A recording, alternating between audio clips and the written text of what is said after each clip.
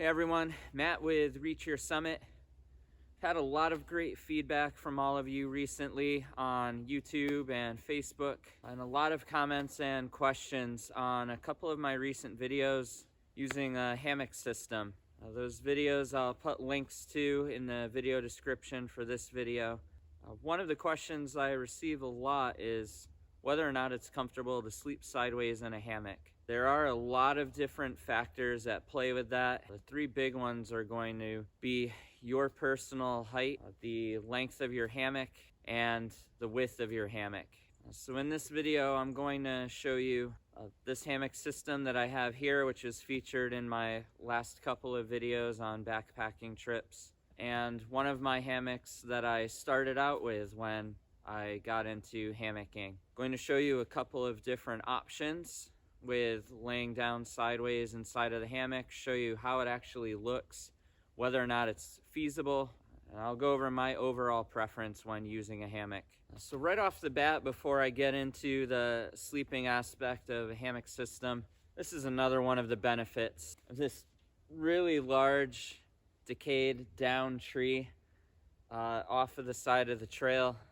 And I have no problems with setting up a nice, comfortable shelter for the night. Got a good night's rest, feel refreshed in the morning, continue on the trail the next day. If I were to hike the AT again or the long trail, I would without a doubt use a hammock system. There are plenty of places to hang along the way. Though I still like the privacy of a tent, I do find that my ground dwelling days are becoming a little more far and few in between, and I prefer hanging amongst the trees. So let's get started. So just for frame of reference, I'm about 5'10" and I weigh about 170-ish. This is the Hammock Mantis UL, and this is a 10-foot long hammock. For someone of my height, 5'10" or larger, you're definitely going to want to go with a hammock around 10 feet or longer. If you go a little bit shorter, you're going to find it to be really uncomfortable. You might not get a good lay in the hammock when you're trying to rest. And I'll show you how you want to lay down in the hammock now.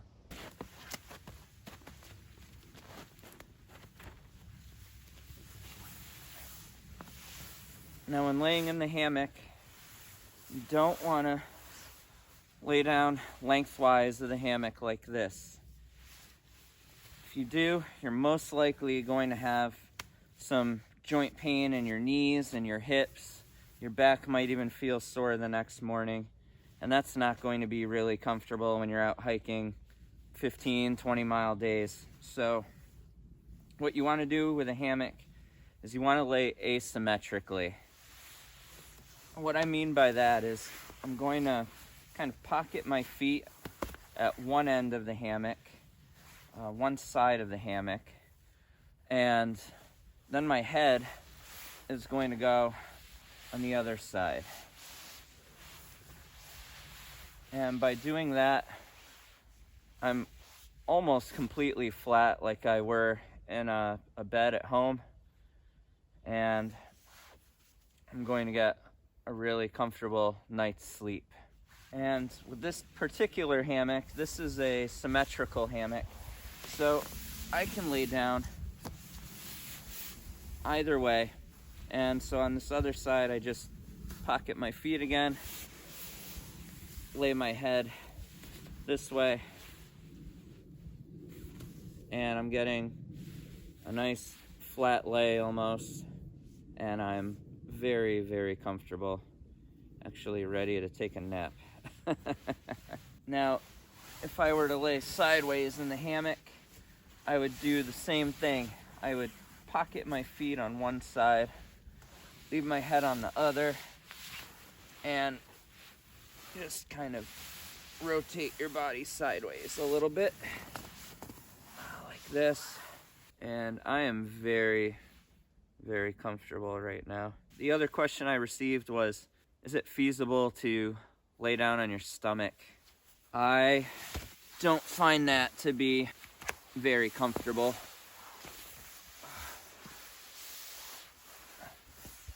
Laying like this all night, you can see my back It's completely arched in the other direction. This is not comfortable at all. It's almost like you're doing elevated yoga. I like to call this the hammock between two trees pose. It's actually starting to feel that in my hips a little bit. Now, one thing that you'll want to address and avoid when you're beginning your hammocking is CBS, cold butt syndrome. A lot of these hammocks have very, very thin fabrics, and if it's anything under 60 degrees Fahrenheit at night, you're not going to sleep comfortably if you don't have anything underneath you. You don't want to have any convection working against you. You don't want to have all that cold air pooling underneath and seeping through this fabric, and also your body getting a significant amount of heat loss through the fabric as well. So let's start with an air inflated pad. A lot of us probably have air inflated pads already at home, and we're wondering if you can use it with a hammock while you're out. All right, now what I have here is Thermarest NeoAir X-Therm air inflated sleeping pad. The R value of this is around 5.7, though with the new R value standards for 2020, I think the R value jumped up with this pad to like a 6.2 or 6.3. I'll put the actual number at the bottom of the screen here. This is very, very uncomfortable right now. I have the pad fully inflated, and so what you want to do with the air inflated pad is you want to let some of the air out. Actually, you're going to want a lot of the air out. But you don't want to go too crazy with it, because if you don't have air in the pad, then it's not going to prevent that cold draft. Now that I have air deflated in the pad, I want to do the same thing. I want to shift my feet over, kind of pocket a little bit, shift the head of the pad over. Might take a little bit of shifting.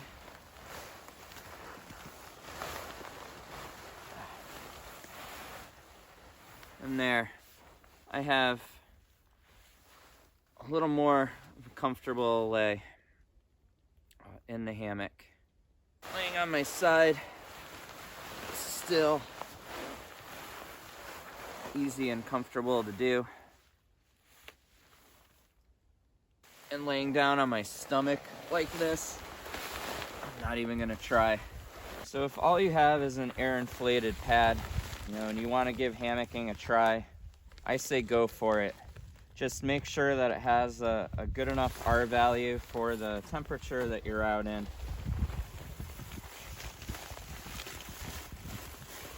And make sure that you don't overinflate it or underinflate it too much.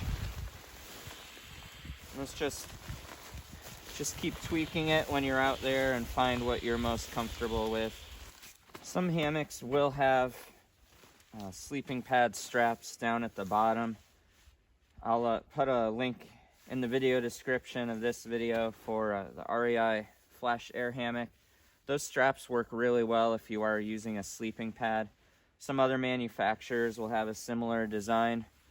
It's not going to work really well with all hammock systems, but with that specific structure that they have for that type of hammock, it works just fine.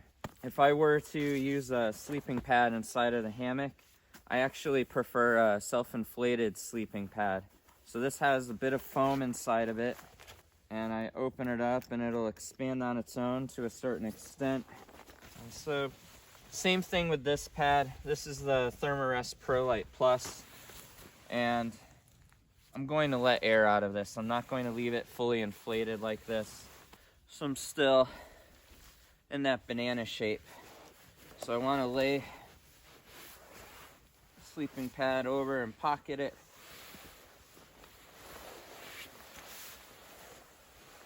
And Do the same with the other side. And I'm gonna let some air out because this is really uncomfortable on my hips already. I like the self-inflated pads a little bit more than the air-inflated pads when I'm using a hammock, if that was all that I could go with. Just because the foam does conform to the body a little bit more comfortably, and I'm getting a good amount of cushion and insulation underneath me with the foam. That's side sleeping. And then the regular. Now, if all that you have at home is a closed cell foam pad, I have used this type of pad inside of a hammock as well, and it works the very same way as the self-inflated pad. You're just not inflating it at all. You're just laying the foam out, and you still want to angle it the same way, and it does conform to the body a little better than an air-inflated pad. One thing I forgot to mention is I always like to have a pillow with me too, even when I'm using a hammock. This is a air-inflated down pillow, and some people don't like using a pillow with their hammock. I definitely find it to be really comfortable, so I'll have that inside of there. So those are sleeping pads with a hammock. They work to a certain extent, and if that's all that you have and you want to try hammocking for the first time, do it. It'll work relatively well. You'll get a general idea of whether or not hammocking is for you or not, but the best way to insulate yourself, in my opinion, and often the higher cost option in most cases, is going to be an underquilt. This is my preferred method just because it just wraps around you like a cocoon, cradles you, very, very comfortable. With the sleeping pads, you just have that flat structure underneath your body, so you can still get cold drafts coming through the fabric and hitting you if you don't have a sufficient sleeping bag or a sleeping bag liner or a quilt or adequate clothing when you are out sleeping in the hammock. The underquilt reduces that, and it's going to wrap around the whole bottom of the hammock, so let me show you that. And this is an underquilt from Hammock Gear. So I just clip that right to the continuous loop at the end of the hammock.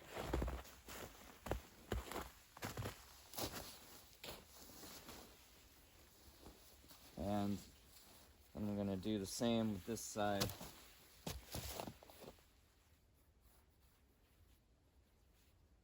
Just like that.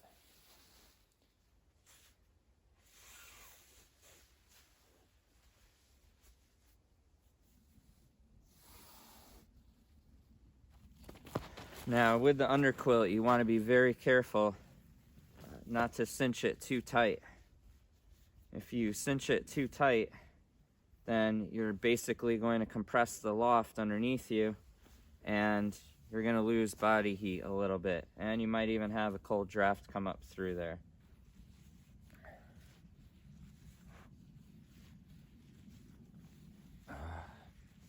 All right, that's it.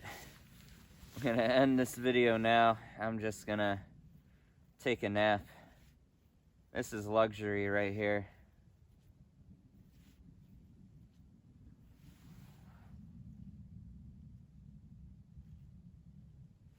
If I were to lay sideways,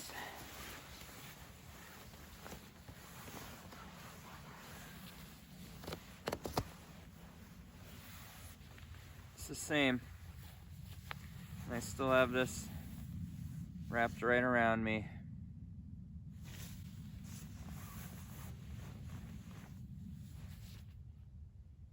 So the underquilt is definitely my preferred method. Like I said, in most cases, it can end up being a little more costly, but you're just wrapped up in a quilt underneath you, a quilt on top of you, and quite honestly, I get a better night's sleep out in the woods in my hammock system like this than I do at home in bed. Before I take this down and I show you the other hammock system, probably notice that the hammock is going up at a slant. And that's because after a long day of hiking, I want to rest my feet. I want to help the blood flow and reduce swelling and aid in recovery. So the way that I achieve that is by laying the foot end of my hammock up a little bit more and keeping my head a little bit lower. That way my feet are elevated, kind of like if I were in a tent with a pack underneath my feet, and it helps me with recovery for the next day. All right, so this is one of my very first hammocks when I got into it. You might recognize the name. I'm sure a lot of you have tried their hammocks before. The Eagle's Nest Outfitters. And I just have the Leave No Trace Center for Outdoor Ethics on the other side. And this is still a really good hammock to get started in. And it worked well for me, but with my height at being 5'10", I was never really 100% comfortable in it. Just because the hammocks are a little bit shorter. So if you're under my height, say, I don't know, 5'8", 5'9", maybe 5'8", or shorter, this hammock is going to work great for you. It's something that I didn't find to be 100% comfortable, like I said. That was the main drawback. The other drawback for me is, as I'm refining my gear all the time, trying to find that perfect gear list, and I'm also always tweaking and trying new things out at peak of interest. And I got more into ultralight and lightweight gear. This is definitely a bit more on the heavier side. This is the double nest, and it weighs 19 ounces on its own just for the hammock. But like I said, it's still a great hammock. Great if you're just starting out. I still bring this with me on shorter day hikes just to set up with a couple of trees and sit and relax a little bit instead of sitting on rocks or roots. And I'll bring this hammock out on car camping trips too if I'm up in Acadia National Park or places like that. It's not necessarily for two people. It's going to be very difficult to get two people laying down in this. You could definitely get two people sitting in this though. I personally feel like this is uncomfortable. And like I said, if you're shorter, you might find it to be a little more comfortable, but it works okay. And if I were to side sleep, I would do the same thing. And there's just so much fabric for the width and not a lot for the length, so no, it works to a certain degree. Let me show you that closed cell foam pad. So here's that final pad that I was talking to you about. This is the Thermarest Ridge Rest pad. Closed cell foam. R value is not as high as the self-inflated pad or the air inflated pad that I showed you, but it will conform to the body nicely. And it will only cost you, I think this one's like $30.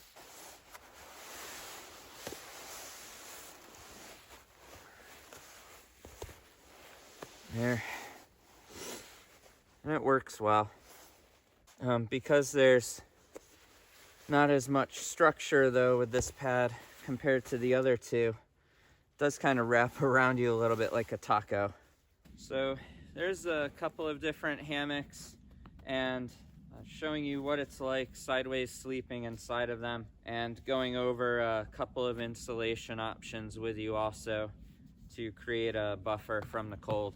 I hope you guys found this video valuable. If you did, hit the like button. If you want to see more content like this, subscribe to my channel. I'm always adding new content. I'm always reading all of your comments. I'm putting videos up that relate to questions that you're asking or gear that you'd like to see. As always, thanks for watching, everyone. Happy hanging. I'll see you on the trail.